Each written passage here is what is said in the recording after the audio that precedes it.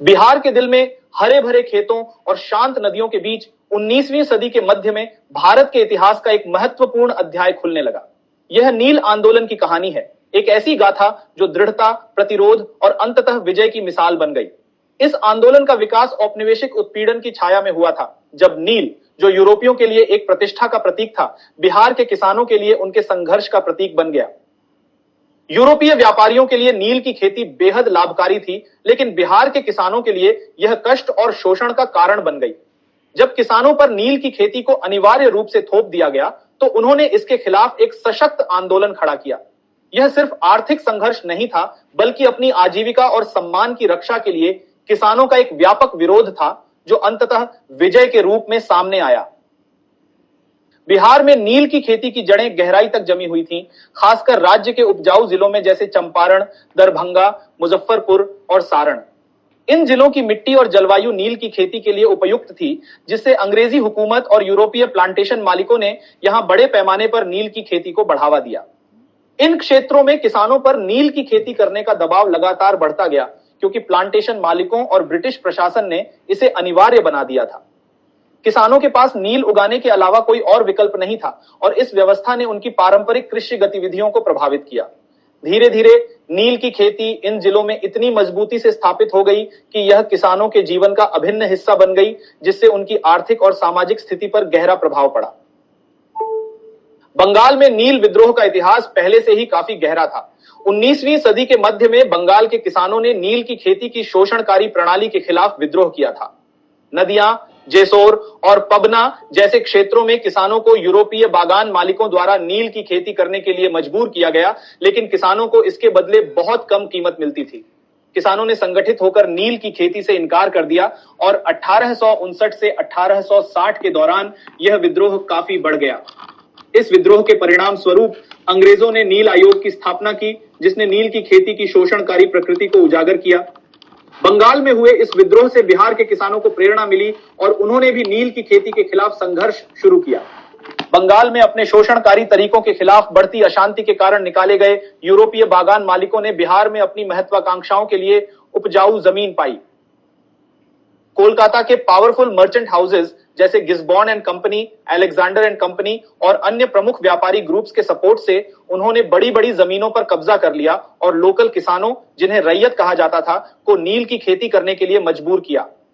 European plantation owners को local landlords का support प्राप्त था, जो अक्सर इंटरमीडियरीज के रूप में कार्य करते थे और रैयतों पर प्रेशर डालने के लिए अपने इन्फ्लुएंस का यूज करते थे। यह व्यवस्था बेहद एक्सप्लॉयटेटिव थी। इसने किसानों को लगभग बंधुआ बना दिया, जो कठोर नील अनुबंधों में फंस गए थे। ये अनुबंध स्वतंत्र रूप से नहीं किए गए थे, वे डर, दबाव, शारीरिक उत्पीड़न और गरीबी के भारी बोझ का परिणाम थे। रैयतों के पास बहुत कम ऑप्शंस थे, क्योंकि इनकार करने पर अक्सर वायलेंस या उनकी प्रॉपर्टी के डिस्ट्रक्शन का सामना करना पड़ता था। 1857 के विद्रोह के बाद ब्रिटिश प्रशासन और स्थानीय अधिकारी जनता की असंतोषपूर्ण स्थिति से सावधान हो गए थे। उस समय किसानों में नील की खेती को लेकर पहले से ही काफी विरोध था, क्योंकि नील की खेती किसानों के लिए काफी कठिन और अव्यवहारिक थी। ब्रिटिश प्रशासन ने इन विरोधों को दबाने और नील की खेती को बढ़ावा देने के लिए एक नई रणनीति अपनाई। इसके तहत उन्होंने यूरोपीय प्लांटेशन मालिकों के साथ मिलकर एक अर्ध सरकारी क्वाजी ऑफिशियल प्रणाली स्थापित की। यह प्रणाली किसानों को नील की खेती करने के लिए मजबूर करती थी, जिसमें प्रशासन और प्लांटेशन मालिकों का सहयोग शामिल था। सरकार और नील प्लांटेशन मालिकों के बीच यह साझेदारी इस तरह काम करती थी कि प्रशासन की मदद से नील की खेती को लागू किया जाता, और किसानों को चाहकर भी इस व्यवस्था से बाहर निकलने का अवसर नहीं मिलता। बागान मालिकों ने बेतिया और दरभंगा जैसे बड़े बड़े एरियाज पर कंट्रोल कर लिया।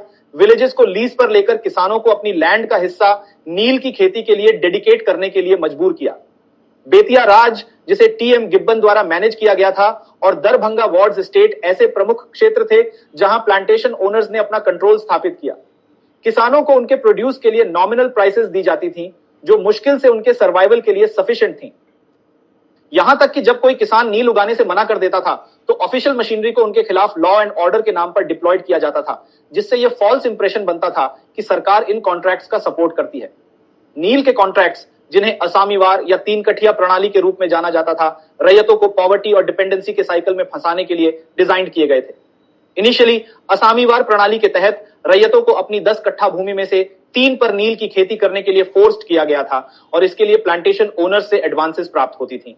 हालांकि ये एडवांसेस इस तरह से स्ट्रक्चर्ड थी कि वे अक्सर किसानों को और भी ज्यादा इंडेटेड बना देती थी। किसानों के वाइड स्प्रेड प्रोटेस्ट और रेजिस्टेंस के कारण सरकार ने इवेंचुअली हस्तक्षेप किया और इसे 3 कट्ठा प्रति 20 कट्ठा भूमि तक रिड्यूस कर दिया। इस कमी के बावजूद रैयतों पर बर्डन काफी बना रहा।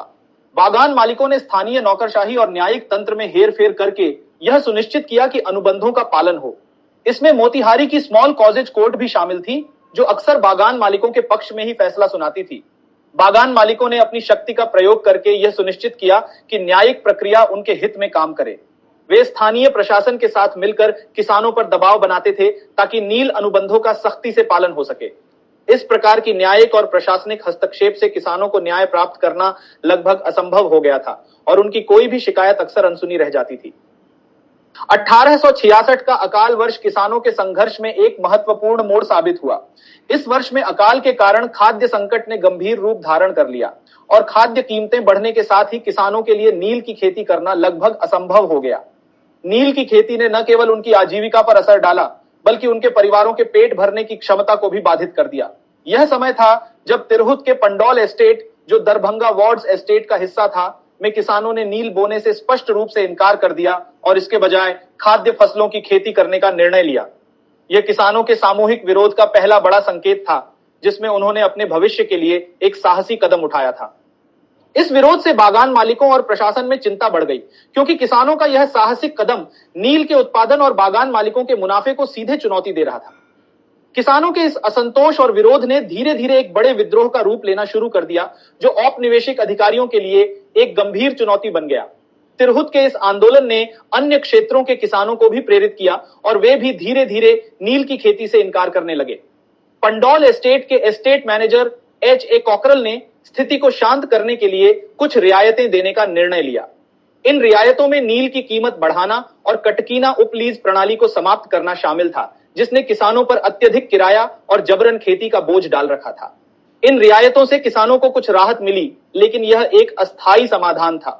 इस घटना ने किसानों को यह समझा दिया कि यदि वे संगठित होकर संघर्ष करें तो वे अपने अधिकारों के लिए कुछ हद तक बदलाव ला सकते हैं।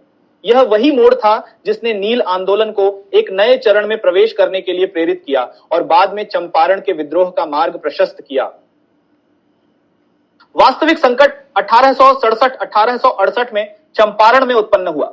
आंदोलन की शुरुआत जोकिटिया गांव से हुई, जहां किसानों ने अपनी जमीन पर नील बोने से इनकार कर दिया। इस समय तक बिहार में नील की खेती लगभग 40,000 बीघा भूमि तक फैल चुकी थी और किसानों के लिए यह अत्यधिक शोषणकारी बन चुका था। नील की खरीद कीमतें बेहद कम थीं, अक्सर सिर्फ 4 रुपये प्रति बीघा, जबकि खेती की लागत 3 रुपये थी। इसका मतलब यह था कि किसानों को केवल नाम मात्र का लाभ होता था, जो उनकी मेहनत और लागत को पूरा करने के लिए बिल्कुल भी पर्याप्त नहीं था। इसके अलावा बागान मजदूरों की मजदूरी की स्थिति भी दयनीय थी। 1855 में मजदूरी का स्तर मात्र 52 अंक था, जो 1860 तक केवल 78 तक बढ़ा। यह मजदूरी एक सम्मानजनक जीवनयापन के लिए पर्याप्त नहीं थी और मजदूरों को गरीबी और कठिनाइयों का सामना करना पड़ता था। किसानों द्वारा नील की खेती करने से इनकार करना सिर्फ एक इकोनॉमिक चॉइस नहीं था, यह यूरोपियन प्लांटेशन ओनर्स के अथॉरिटी के खिलाफ एक डायरेक्ट चैलेंज थी। उन्होंने नील के बजाय चावल और अन्य खाद्य फसलों की सोविंग करने का डिसाइड किया, जो उनकी लाइवलीहुड के लिए एसेंशियल थी। Lieutenant governor John Peter grant ने दिखाया था कि नील की खेती करने से प्रति बीघा 7 रुपए का नेट लॉस होता था, जबकि खाद्य फसलें फूड सिक्योरिटी और डेट रिडक्शन का चांस देती थीं। तनाव तेजी से बढ़ गया। लल्ल सैरायाह फैक्ट्री के बंगले में आग लगा दी गई, जो किसानों के गुस्से का प्रतीक मानी जाती है। यह घटना एक रैली बिंदु बन गई और अन्य गांवों में तेजी से फैल गई। लंबे समय से फियर के कारण साइलेंट रहे किसान अब गैदरिंग्स में ऑर्गेनाइज्ड होने और पिटीशंस तैयार करने लगे। लोकल कलेक्टर हेनरी बीम्स को पिटीशन से भर दिया गया था और न्याय प्राप्त करने के लिए बंगाल के lieutenant governor sir William grey से भी अपील की गई। इंडियन प्रेस ने रैयतों की आवाज उठाने में क्रूशल रोल निभाया। हिंदू पेट्रियट, जिसे हरिश्चंद्र मुखर्जी द्वारा एडिट किया गया था, ने उनके कॉज को उठाया, प्लांटेशन ओनर्स द्वारा किए गए एट्रोसिटीज का विवरण प्रकाशित किया। इसी समय दीनबंधु मित्रा द्वारा लिखित नील दर्पण ने नील किसानों की प्लाइट को और हाईलाइट किया। इस उपन्यास ने सोसाइटी में नील के एक्सप्लॉयटेटिव इफेक्ट्स को डिपिक्ट किया और पब्लिक को इस अनजस्ट सिस्टम के खिलाफ जागरूक करने में बड़ी भूमिका निभाई। इसने किसानों को होने वाले फाइनेंशियल लॉस को उजागर किया, जिन्हें नील से केवल 13 आना मिलता था, जबकि चावल और गेहूं जैसी फूड क्रॉप्स से ज्यादा कमाई की पॉसिबिलिटी थी। इन रिपोर्ट्स ने जनमत को मोबिलाइज करने में मदद की और किसानों की प्लाइट को नेशनल डिबेट का सब्जेक्ट बना दिया।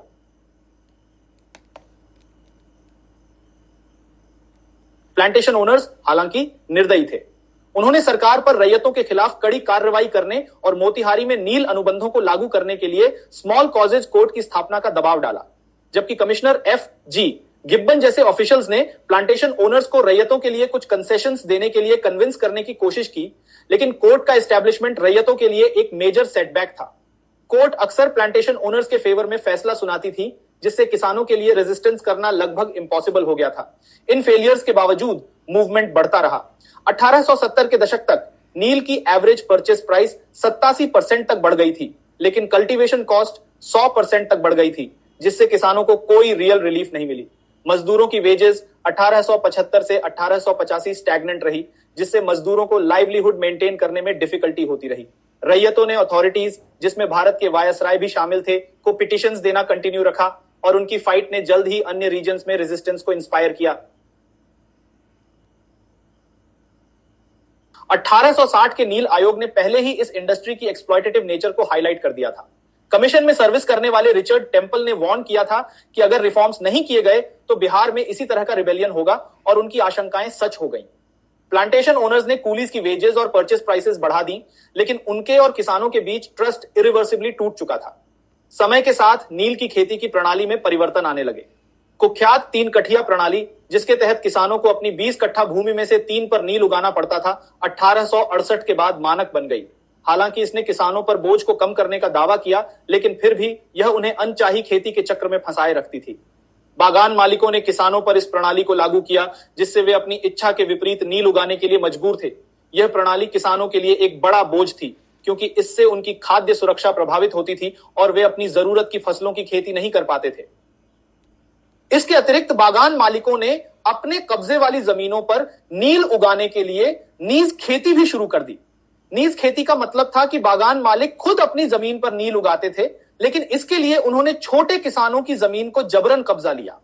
इससे छोटे किसानों को अपनी जमीन से बेदखल होना पड़ा और उनकी आजीविका पर गहरा असर पड़ा।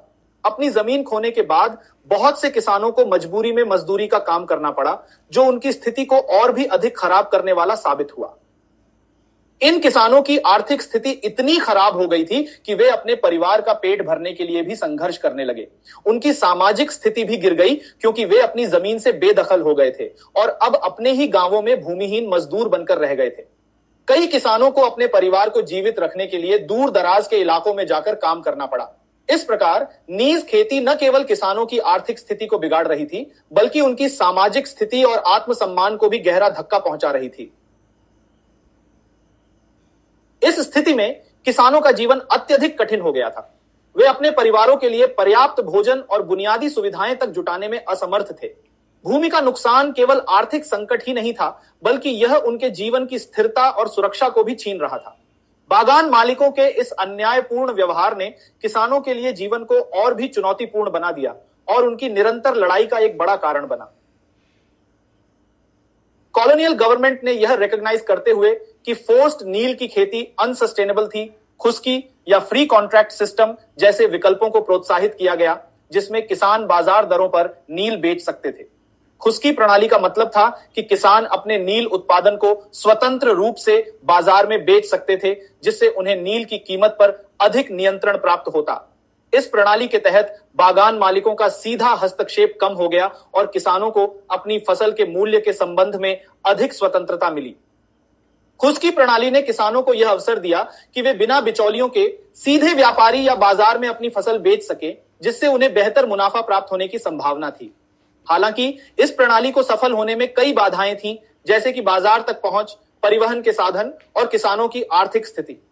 बागान मालिकों ने भी इस प्रणाली को कमजोर करने के लिए विभिन्न प्रकार के दबाव बनाए रखा। इन सब के बावजूद खुश्की प्रणाली किसानों के लिए उम्मीद की एक किरण थी, जिसने उन्हें नील की खेती के शोषणकारी बंधनों से मुक्त होने का एक रास्ता दिखाया। हालांकि तब तक बहुत देर हो चुकी थी और किसानों ने नील की खेती से डीप हेट्रेड डेवलप कर ली थी। कई किसानों ने फूड क्रॉप्स की ओर शिफ्ट कर लिया, जो उनकी लाइवलीहुड के लिए ज्यादा प्रॉफिटेबल थी। नील आंदोलन का चरम तब आया जब महात्मा गांधी 1917 में राजकुमार शुक्ल के आग्रह पर चंपारण पहुंचे, जो एक स्थानीय किसान थे और जिन्होंने गांधी की दक्षिण अफ्रीका में सफलता के बारे में सुना था। गांधी के बिहार विजिट के बारे में हम अगले लेक्चर में विस्तार से चर्चा करेंगे। यहां सिर्फ एक ब्रीफ ओवरव्यू दिया गया है। गांधी की इन्वॉल्वमेंट ने नील किसानों की प्लाइट को नेशनल अटेंशन में लाया, जिसके परिणाम स्वरूप फोर्स्ड नील की खेती का एबोलिशन हुआ। गांधी, बाबू ब्रजकिशोर प्रसाद, राजेंद्र प्रसाद, अनुग्रह नारायण सिन्हा और मजहरुल हक जैसे प्रोमिनेंट नेशनलिस्ट्स के कोलैबोरेशन से किसानों की ग्रीवेंसेस को डॉक्यूमेंटेड किया और उनकी स्थिति को अथॉरिटीज के सामने प्रस्तुत किया। By this time synthetic dyes का इन्वेंशन हो चुका था, जिसने नेचुरल इंडिगो की डिमांड को रैपिडली रिड्यूस कर दिया था। जर्मनी में डेवलप्ड इन सिंथेटिक डाइज ने नील के महंगे और लेबर इंटेंसिव प्रोडक्शन की जगह ले ली। सिंथेटिक डाइज के आने से यूरोपियन मार्केट में नील की डिमांड लगभग समाप्त हो गई, जिससे किसानों पर नील की खेती करने का प्रेशर भी धीरे धीरे कम होने लगा। बिहार में नील आंदोलन केवल एक कृषि प्रथा के खिलाफ विद्रोह नहीं था, यह गरिमा, स्वायत्तता और उत्पीड़न से मुक्त होकर जीने के अधिकार के लिए संघर्ष था। इसने कॉलोनियल पावर, इकोनॉमिक इंटरेस्ट्स और पेजेंट रेजिस्टेंस के बीच कॉम्प्लेक्स रिलेशनशिप्स को हाईलाइट किया। चंपारण और तिरहुत के फील्ड्स, जो कभी नील से ब्लू हो गए थे, एक ऐसे मूवमेंट की बर्थ प्लेस बन गए जिसने पूरे नेशन को फ्रीडम के रंग से रंग दिया। चंपारण के लेसन्स ने पूरे भारत में रेजोनेट किया, अनजस्ट प्रैक्टिसेस का विरोध करने के लिए दूसरों को इंस्पायर किया। इस प्रकार बिहार में नील आंदोलन इंडियन स्वतंत्रता संग्राम में एक सिग्निफिकेंट माइलस्टोन बन गया, जो फ्यूचर के उन मूवमेंट्स की फाउंडेशन रखता था जो ब्रिटिश रूल को चैलेंज करेंगे और ऑप्रेस्ड जनता के लिए जस्टिस की मांग करेंगे।